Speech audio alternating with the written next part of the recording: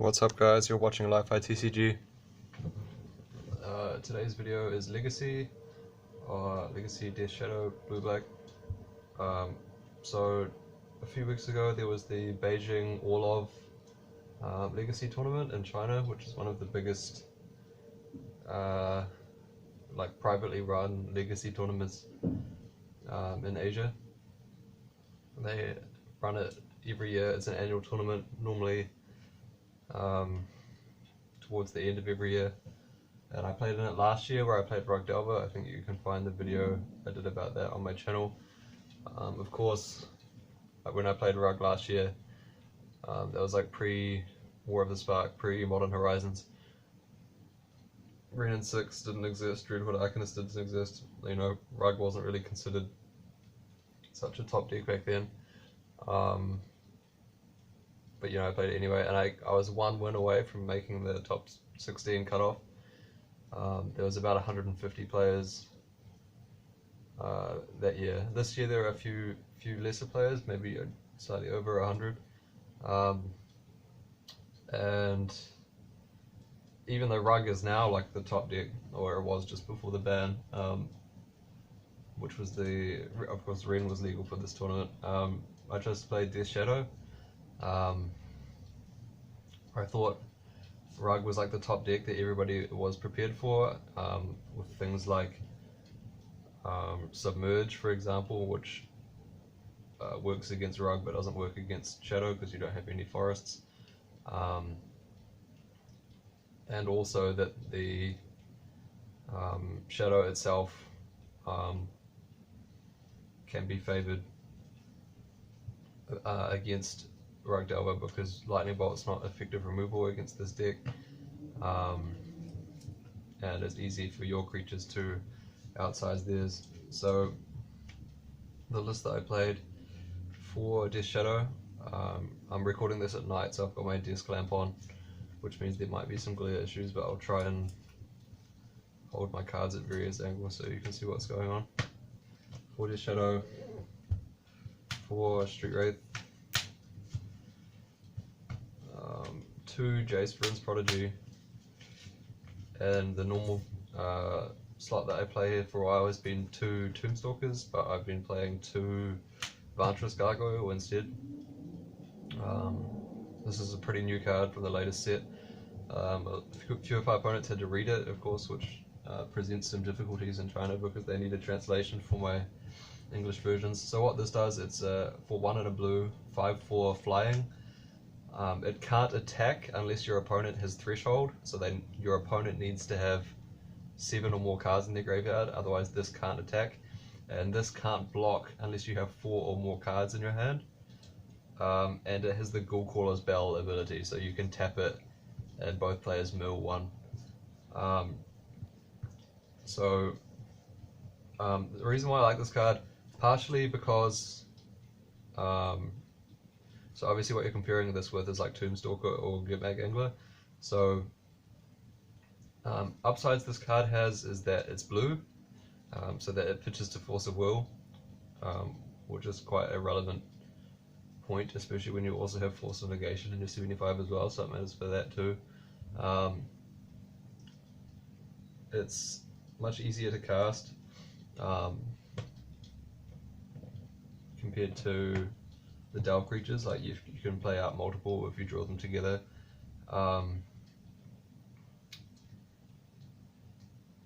And normally it's like online within the same time frame.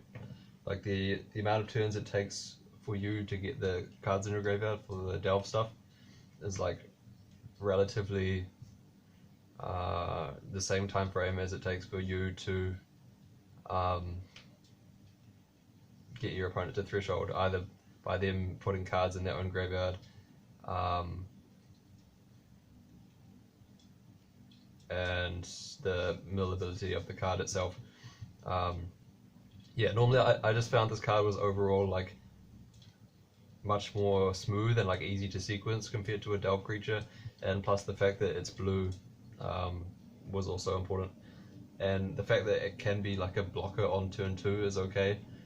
Normally once you're past, then it's relatively difficult to block with it, because you're either playing Wastelands or like Thoughtseize or Hymns Down and stuff. You don't really hold cards in your hand too often, but this deck's pretty aggressive, so that's not too big of a drawback. The fact that it's an artifact can potentially be a problem, because it means it dies to stuff like Holding's Command or a Braid more easily than something like a Tombstalker or a Gurmag Angler would. But those cards weren't too popular at the time.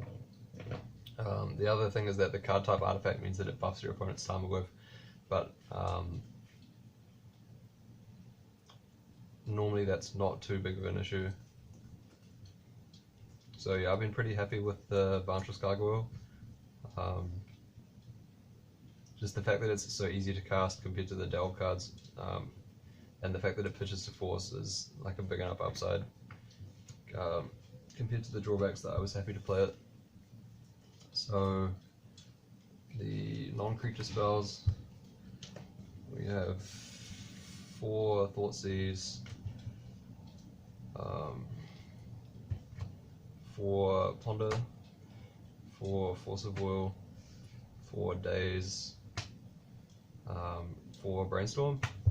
This is pretty much like the stock Death Shadow spell suite. Of course, in Ben Friedman's Delverless version here, I think he played 3 Dazes, but it's one of your best cards. I think it's correct to cut 3, especially not in the Rug Delver meta. You want it to have as much interaction as possible in the early game. Then, like the flex spots, you probably want to have some removal. I'm playing 1 push and 2 dismembers. Some people like to play Snuff Out over some of this, probably over some of the Dismember, but I just like the little bit more flexibility of the Dismember in terms of how you're paying life for it. At the time, I wouldn't say that like worrying about black creatures was a relevant concern in that format. So Snuff Out is pretty close to Dismember. This is just like a slight personal preference thing. But especially versus Delver, for example, having your removal spells cost 0 mana instead of 1 is a pretty big deal. So that could have been a arguable choice to make and something to consider going forward. Then 2 Preordains, 1 Force of Negation, 3 Hymn to Tourach, and 2 Reanimate. So 2 more Preordains just to up the consistency a bit. Then 3 Hymn just as disruption. Good to flashback with Jace, all of that. I mean, this I'm not going to explain the whole deck because you've already seen it a bunch of times already, probably. Force of Negation is new. I basically just cut this for the Liliana. Like in the Vryn Wasteland metagame, I didn't want to have 3 drops in my main deck. So I just played 1 more Force of Negation instead, just to have another way to interact with my opponent's early plays. Then the lands, 3 Wastelands, 2 Underground Seas, 4 Watery Grave, and then 1, 2, 3, 4, 5, 6, 7, 8 Fetchlands. And the side,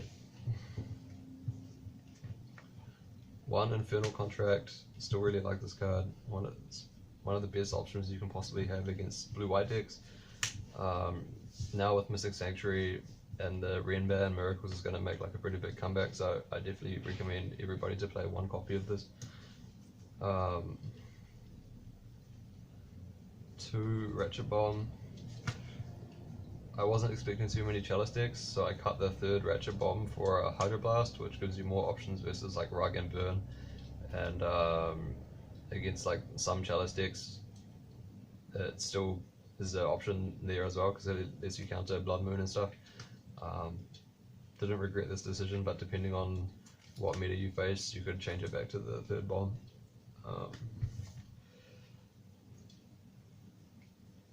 2 Submerge for the Rug meta. I don't know if I'd keep this going forward. It just depends how the meta game shakes out, but because it hits depth as well, for the last month or so, I've been pretty happy playing 2 Submerges. So if, like, Bug Delver looks like it might be a thing people are doing still in the new format now. So I probably would hold on to these for the next little while until it becomes like really obvious that it's not something that you want. Then 2 Surgicals, not playing Cage because I have main deck Jace. 2 Edicts. A lot of people are trimming these now because the depths players are like a little bit more prepared for this effect, but I just wanted to have more options, like solid removal options that doesn't cost life against like Tarmogoyf and True Name and anything like that. And this is just the best option, and I don't think Edicts are really that bad against depths anyway. So yeah, 2 Liliana's Triumph, then 2 Liliana the Last Hope. It's just good removal against like the small creature decks, and then it's also another good threat versus control, so I like having 2. Then 2 Plague Engineers and the second Force of Negation. So how the tournament went, I got the round 1 feature match against Dredge, and I played this match pretty badly. I think I could have won game 1 by sequencing differently. Like I played a wrong spell on a certain turn. Like I was supposed to play Jace instead of Ponder game 1, and I think it on like a turn 4 or 5 or something. And I think it ended up costing me the match. I can't exactly remember the details. Yeah, this was the feature match that was recorded, but I don't know if it's been posted anywhere yet. At least not with English commentary. I think they were going to recruit Anurag to do that again, which was quite well done last year, but so far I haven't heard anything. And then I won game 2 because my opponent mulled to 4, and because of the London Mulligan he got like the perfect 4. It was like land, Faithless Shooting, LED, Watery Grave Troll. But like I Thoughtseize him turn 1 and I had a counter backup. So like his initial thing was effectively stopped, and then I got to a point where I just like drew a surgicaled one thing and then like flashed it back straight away. And from that point like he was clearly dead in the water. And then game 3 he therapied me naming surgical turn 1 and he hit. And he didn't get much going too quickly after that, but I didn't really have any pressure either. And then there was a point in the game where my opponent had... So, yeah, my opponent had Stinkweed in the graveyard, and they cast Breakthrough, and they had LED in play as well as Cephalid Colosseum untapped. So I have the choice. I either let the Breakthrough resolve when he has the Stinkweed in his graveyard, or I try to surgical the Stinkweed in response to the Breakthrough. So if my opponent knows what he's doing and I try and surgical, he's going to respond to my surgical by cracking the LED and activating the Cephalid Colosseum, at which point he's going to get to dredge off the Cephalid Colosseum, and then my surgical will fizzle and then the Breakthrough will resolve. But like if I try and hold the surgical, my opponent's going to dredge the Stinkweed Imp off the Breakthrough. So they're going to dredge 5, and then if they whiff, draw 3 more and then discard their whole hand. And then if they want, they can still crack the LED and activate the Colosseum. And if they have 2 dredges with different names, then my surgical's dead in that spot anyway. So like, my choice here is either let my opponent dredge off all their stuff and try and surgical like Bridge or Icarid or Hogarth or something like that afterwards, or surgical the Stinkweed Imp in response to the Breakthrough and hope my opponent doesn't realize they have the like crack LED line available. And that is what I ended up choosing to do, basically because I thought that like if I let the Breakthrough resolve even with the surgical, I'm so far behind that there's almost no chance I'm winning anyway. So like I'll just take the line that I assume my opponent's going to make a mistake. And like some people, like I think PV for example, he like always gives like maximum credit to his opponent, and he always like takes the line of like never letting the opponent make a choice, things like that. So in this spot, that's not what I chose to do, and maybe that was wrong. Maybe I'm like underestimating my potential to win after letting the breakthrough resolve and holding on to the surgical.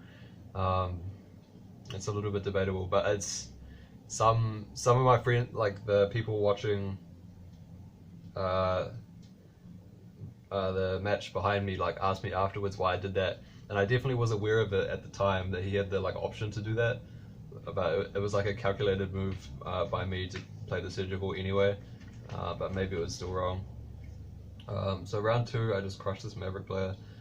Then round 3 I beat Rug, so this is the only Rug player I played against all tournament. Maybe like losing round 1 put me in the loser bracket where I wasn't playing against Rug much. There's a funny game 3, where my opponent played turn 1 Elvish Reclaimer, and then I tried to dismember it and they dazed. So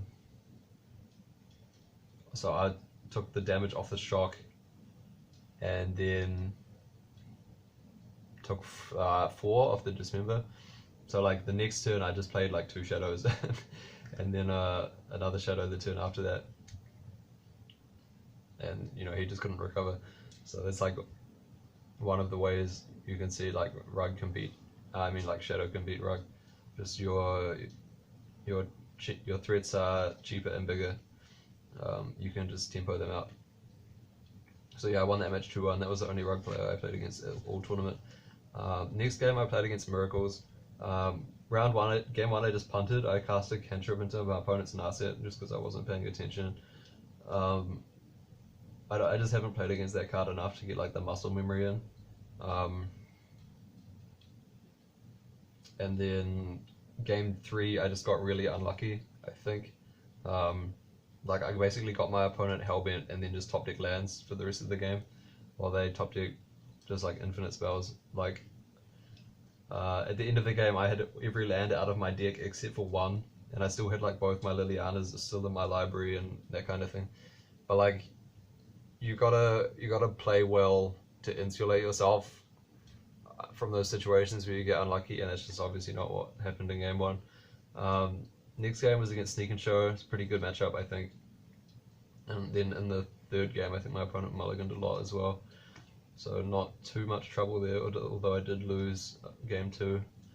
The next game was against some sort of like Bant Maverick, and I think I played this match fine. But again, I just got really unlucky. There was a spot in game 3 where like my Jace flipped. But my opponent managed to like waste me off all my lands using Elvish Reclaimer. And I was plussing my Jace every turn on his Reclaimer, and he was only attacking me for 1. And like all I needed was like 1 more land to just like, if I play any land, then I have an island. I can minus my Jace, flashback Submerge on his Elvish Reclaimer, then also play a shadow in the same turn. And like the fact that he wasn't doing anything either all this time, I'm just like drawing, waiting to find a land.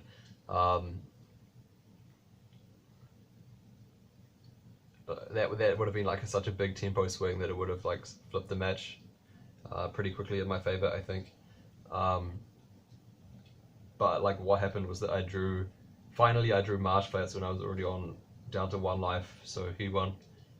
I just think I got like unfortunate to lose that. But again, because it was such a long game and there were a lot of decisions, I would like to be able to have a replay of that, because maybe there's some marginal things I could have done better. And then the last round was against Storm, which I 2-0'd without too much trouble. Game 1 was super funny. I was on 16 life, and my opponent basically used every card in their hand to tendrils me for exact 16. And then what I did was I Force of Willed the final tendrils. So I go to 1 life, my opponent went up to 32, but then I untap and play a 12/12 Shadow, so it just killed him in 3 turns, and he couldn't replay the tendrils off of no cards in that time. And then the second game I just sort of like demolished his hand with this card, and then I extracted both his win conditions. Yeah, so I lost to the weird Bant Maverick player, the Miracles player, and the Dredge player, and I beat 1, 2, 3, 4. So I went 4-3. It's not a very good result. And then the side event the next day, I started well. I beat Hogak Depths and lands. The Hogak Depths player made a really big punt against me. They forgot that I could flashback Edict with Jace after they made Maritage like into my onboard Jace, and they used up too many resources to do that, and they quickly lost. Against lands, it was super interesting. I was like damaging myself to game 2 after I surgical their loam. I was damaging myself to make my shadow clock them faster, and then they top deck Molten Vortex. So the way the game played out is that they played their hand was like, I knew their hand was Punishing Fire and 1 irrelevant card, so they Punishing Fire me, which I force to save myself 1 life, and then I need them to not top deck a land to use up with the Molten Vortex, and then I will win. And they drew a Mox Diamond, so that was quite a fun game to play. I think that was a pretty like tight match. It always feels weird beating lands because you feel like they should be like, their deck should like line up perfectly against you, but somehow it's just a little bit clunky, and like their pieces don't always come together. Then I played against the same Blue-Red Delver player who knocked me out of the Guangzhou tournament in July earlier this year, and it was the exact same way. I lost as well. He Blood Mooned me in game 3. It's super tilting, but I made a mistake. There's one turn where I should have played my Liliana, and I did something else instead. Yeah, like I like tried to Thoughtseize to clear the way for it, but because he had a Delver that was about to flip, I should have just slammed the Liliana, and even if he had like Daze or something, I can just force a will back. Then I'm in a good enough position regardless. But like Thoughtseizing him instead allowed the Delver to flip, and even though I had like removal spells for it later, like the fact that I had to sort of catch up to that just put me too far behind, and then he could like wound up in the situation where he could play the Blood Moon. So that's my own fault. Steel Stompy, I lost. I've held onto a Force of Will on a Ballista where I should have used it. I just like to do the combat math correctly to see how that would allow him to easily race. And I guess game 1 he just like challenged me or something and I lost. And then the last game was some like absurd, it was like a Humility Planeswalker control deck. It had like the Narset that makes servos, like Teferi, Humility, Oko, all of this like weird stuff. Like his turn 1 was Snow Island Astrolabe, and his turn 2 was Ancient Tomb Narset, which is not something you ever expect. So yeah, game 1 it was just too hard to fight through his turn 2 Narset, and then game 2 I got him Hellbent, and then he just top decked like runner like Saheeli, Oko, Humility, and like the Saheeli and the Oko I could beat, but then like once he got the Humility as well, it was too much. So in a way he just got like a little bit lucky, I think. Yeah, after it's like sort of similar to what happened versus the like Miracles player. Like overall I think the strategy works enough that I'm not unhappy with it. Like him to Tourach spam into like hold up Force of Will for their like one thing that they top deck, have time to top deck before you kill them. It's just in this situation, either like I didn't draw the counter magic or they like top deck too well. So, but yeah, maybe something to evaluate going forward. So like now, of course, with the Ren and 6 ban, what is there any different way I'd build the deck? So overall, I think like Shadow could still be pretty good.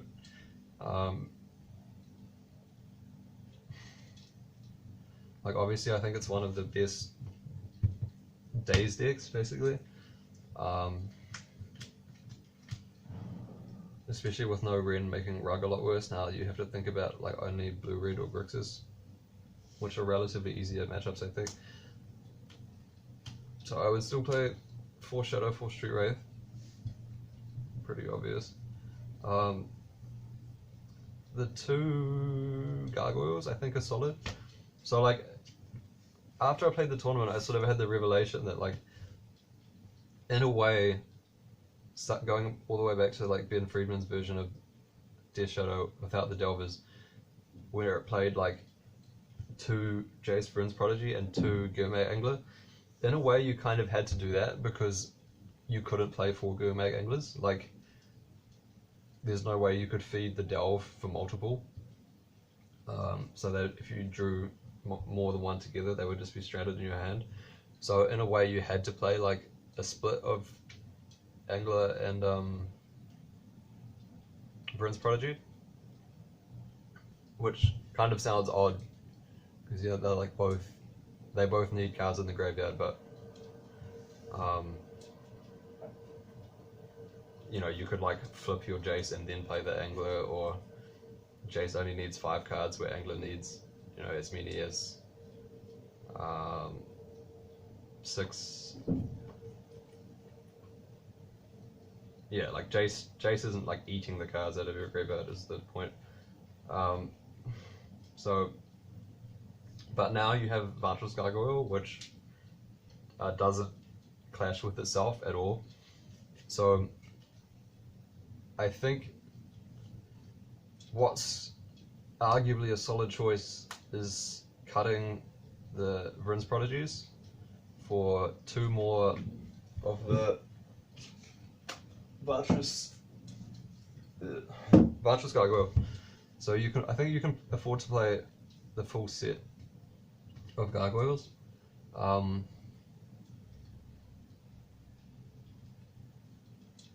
Pretty easily. And then you have like 8 threats that are all pretty solid cards. Importantly, not playing Delver of Secrets in your deck means that none of your creatures die to Lightning Bolt. And I expect that Bolt is still going to be really popular. One of the most popular decks before Modern Horizons is Blue-Red Delver, with Arcanist and True Namers and stuff like that. And I expect that's going to make a comeback in a big way. Grixis Delver, of course, was the other popular deck at that time, which also plays Bolt.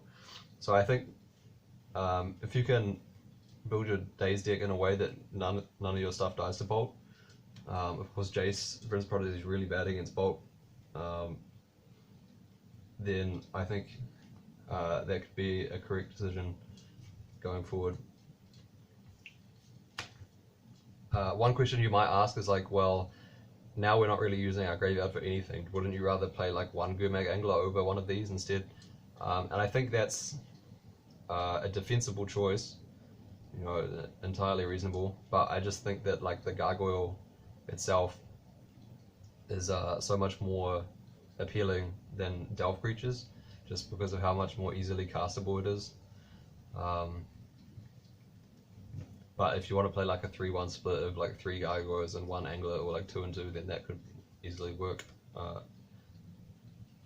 as well. So if we say those 12 creatures,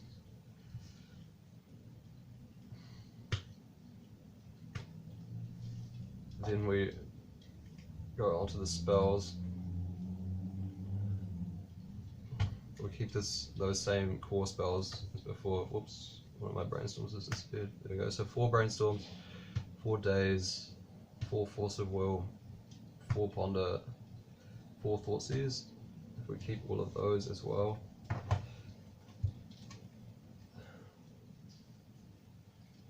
Then on the lands, we have 4 Watery Grave, 2 Underground Sea, and then the 8 Fetchlands again, 1, 2, 3, 4, 5, 6, 7, 8. And 3 Wastelands, maybe 4. We'll think about that when we look at everything else. So before we had 1 Force of Negation, 2 Reanimate, 3 Hymn to Tourach, 2 Preordain, 2 Dismember, 1 Fatal Push. So what I think I want to do is play all 4 of the Hymn to Tourachs now in the main deck. So the reason for that is because Hymn to Tourach is one of the most effective ways of getting cards into your opponent's graveyard, which is how you turn the Vantress Gargoyle online.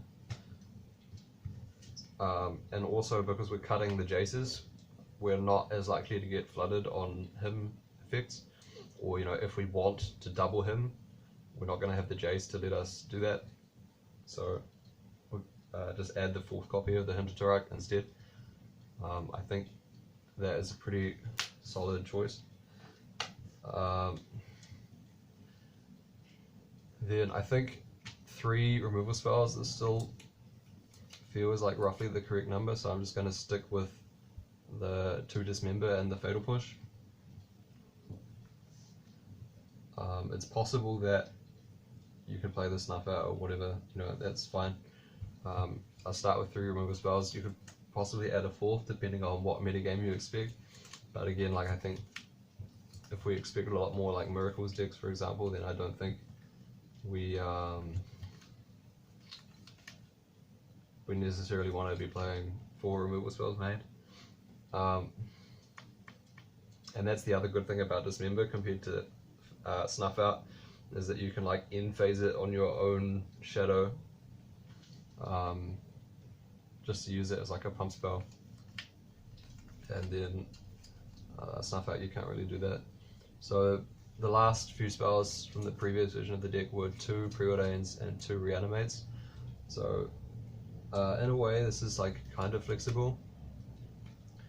Preordain becomes slightly less interesting now because we don't have delve cards to fill up our own graveyard, or we don't need to fill up our own graveyard for delve cards. So having the extra cantrip is a little bit less necessary in that sense. And we've also added 2 more threats, cards that kill our opponent. So Reanimate is a little bit less desirable now as well.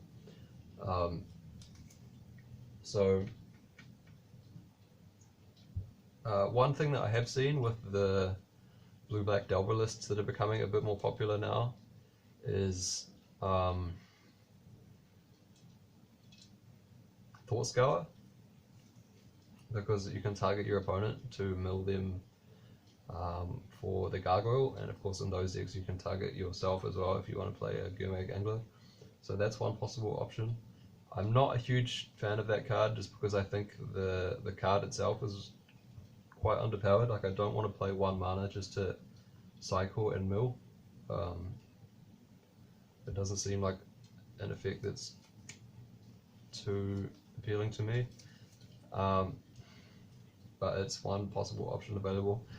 And then the other card that I'm really interested in playing now is because one of the interesting things about the Gargoyle is that it's a 5-power threat that you can play no questions asked on turn 2, which makes Stubborn Denial a way more interesting card to be using.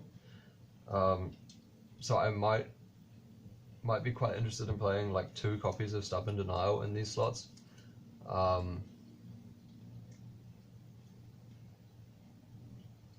So if, just for the sake of argument, we can cut 2 Preordains for 2 Stubborn Denials,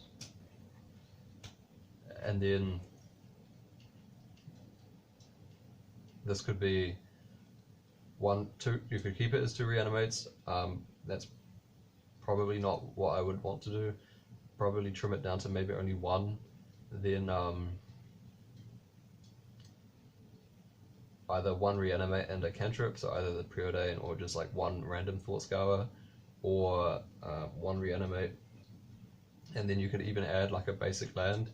But if Rug Delver or like Stifle decks are a smaller part of the metagame now, then maybe that's less interesting. The other thing about cutting Reanimate is that with no Jace and no Reanimate, it lets you play Cage in the sideboard, which can be quite an appealing option versus decks like Dredge and stuff. So yeah, so that's what I would try and test going forward. So play all 4 Hymn to Tourach, play 2 Stubborn Denials, these 12 creatures, and then some flex spot, so either like 1 reanimate, 1 cantrip, or 1 reanimate, the 4th Wasteland or basic, or 2 cantrips, or play 1 Force of Negation main, like whatever. In the sideboard, I'm pretty happy with the sideboard. I like to have 2 Force of Negations in the 75, so if you cut the 1 from the main deck, I'd like to find a way to put the second one in the board somewhere.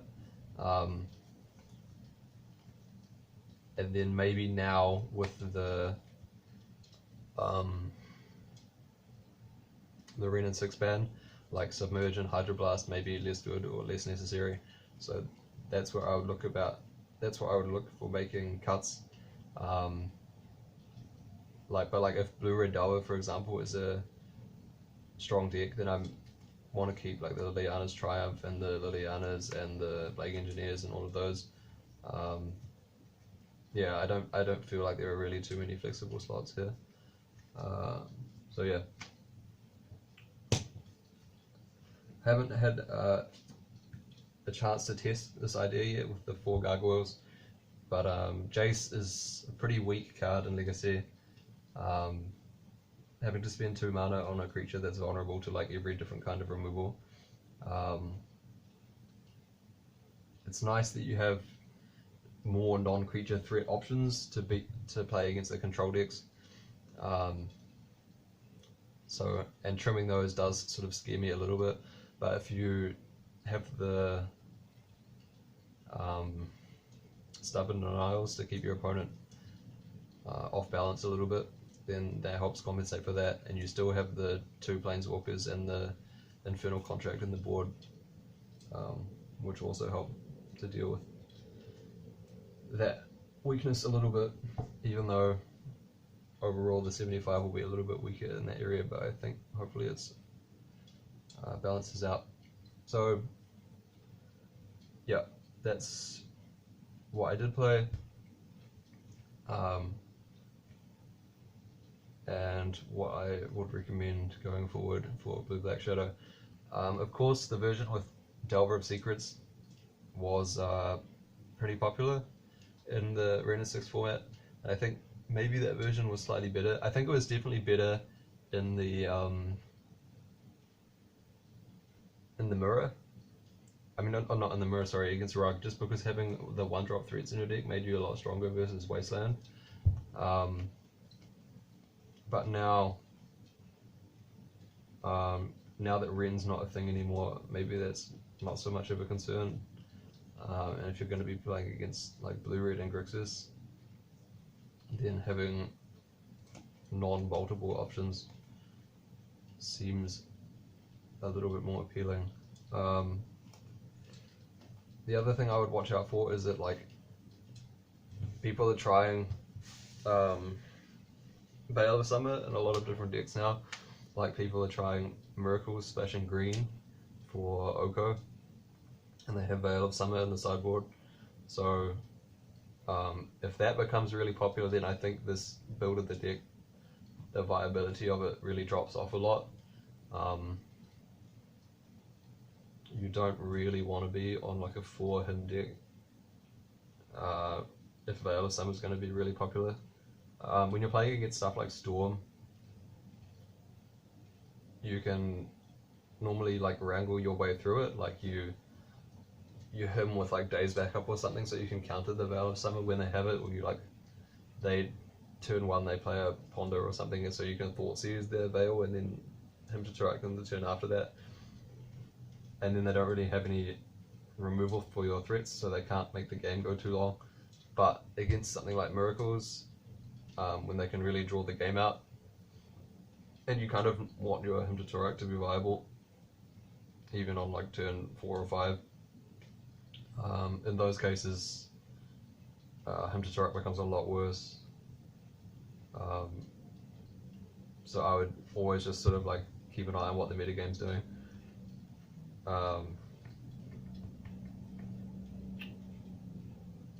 But yeah, overall, yeah, I think the old version of the build with Jace I thought had a fine matchup versus like old versions of Miracles. Even with Sanctuary, I think the matchup is still like reasonable or like slightly favored, but with Green, I think it becomes like a much more scary proposition. So I think I'll just end the video here before it trails on for too much longer. If you have any questions or thoughts about this build of the deck, then feel free to let me know in the comments. This is LifeITCG signing out.